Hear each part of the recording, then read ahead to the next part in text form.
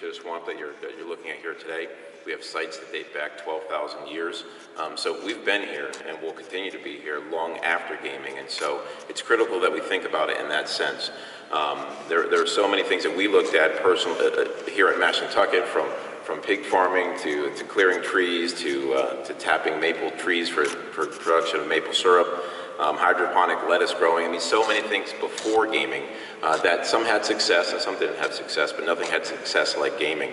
And it's great that we have it for now, I think, as Kevin was talking about, but you know, that's not going to last forever. And for those of us that are fortunate enough to embrace gaming, you know, that's great, but there's so many tribes that don't have that opportunity today, and quite frankly, because of the opposition that's out there, might not get that opportunity. So we have to be creative in how we look at things outside of gaming and assisting those tribes that don't have those opportunities, and expanding on us that do have those opportunities to diversify. And so I think there's going to be a lot of great thoughts and ideas that are shared during this conference today, and I'm looking forward to it.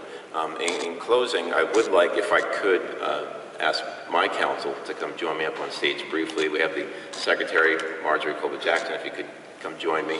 We have Treasurer Swift here today, Councilor Fatima Dames, who's been instrumental in developing this conference, and Councilor Sebastian, who is a former Vice Chairman, currently a council member, and head of our Economic Development Committee, and as well as our wonderful Vice Chairwoman, Crystal Whipple.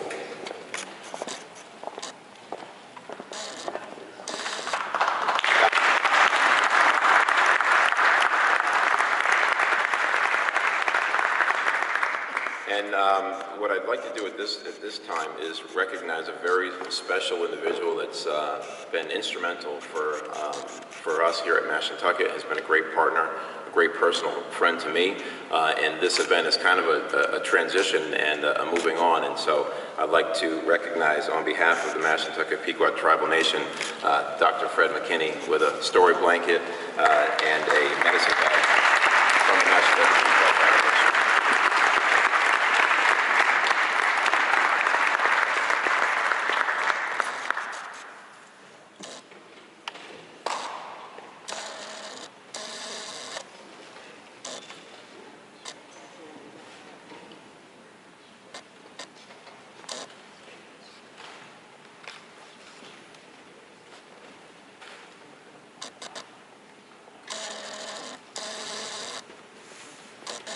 Well, don't go anywhere, Fred, because you're next. So, again, Katapatu Yamua, thank you all for being here today. Truly appreciate it, and look forward to a great day of sharing and growing our businesses and working together. So thank you so much.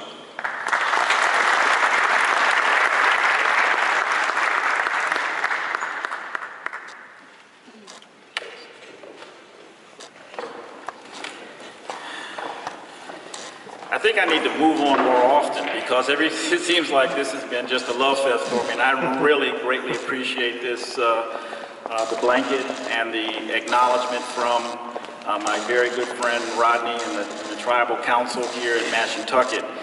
And I come from a family of preachers, and I rely on that, because I've noticed over the years, and I've given hundreds of addresses, that my best addresses are ones that I don't prepare for, that life prepares me for. And this is one of those.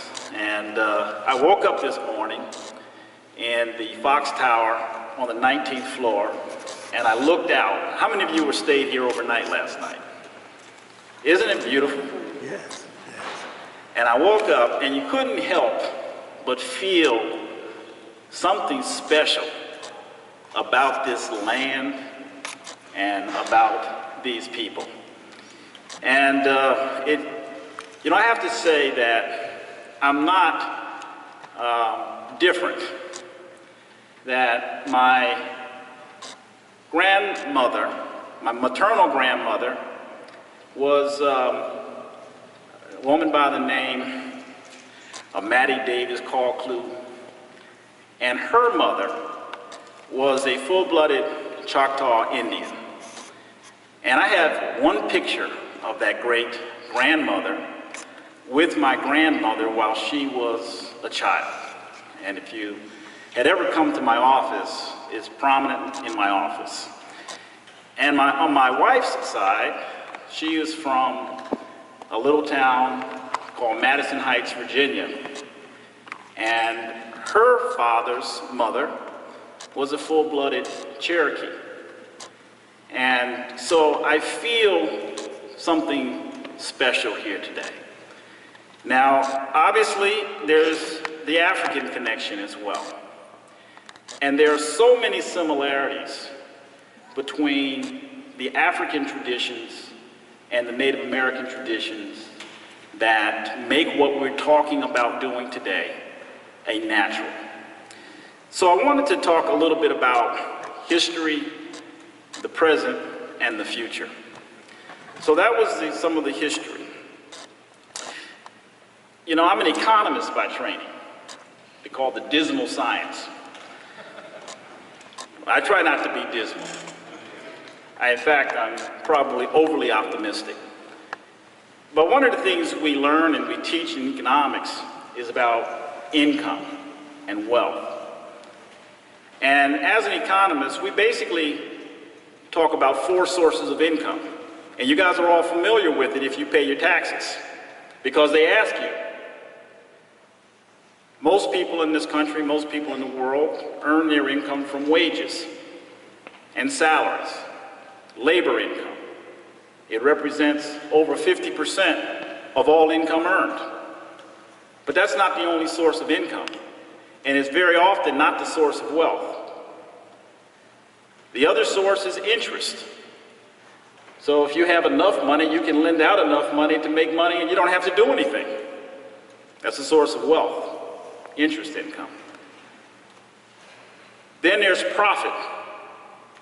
And profit comes from making a difference between what it costs you to make something and what you sell it for, what it generates. That's income. We're talking today about business beyond gaming. We're talking about profit, about wealth creation. But before I get to that, I want to talk about the 4th source, and that's rent. Now, we mostly think about rent as, well, you pay rent when you're living in an apartment. But to an economist, that's not rent.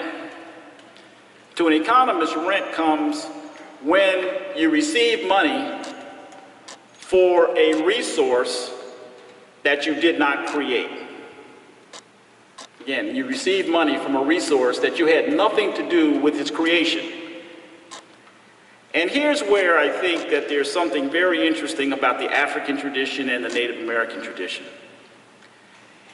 It was a foreign concept to Native Americans and Africans about the ownership of land, the ownership of air, the ownership of the sun, the ownership of the water. We as people understood that we did not create these things. We have no ownership in them. But if people can control those things, usually through, for lack of a better term, thievery or law, sometimes the same things, they can generate revenue and income from the ownership of things that you did not create. But rent's not all bad. And in some cases, Kevin's remarks kind of speak to it. And I want to thank Kevin for his very kind words. If you have a resource like a casino, you have the ability to earn a rent. Not that you didn't create it, but it's there. And your revenue stream is going to be generated dependent upon how many others own similar things. And what we've seen in this industry across the country is increased competition for gaming. So when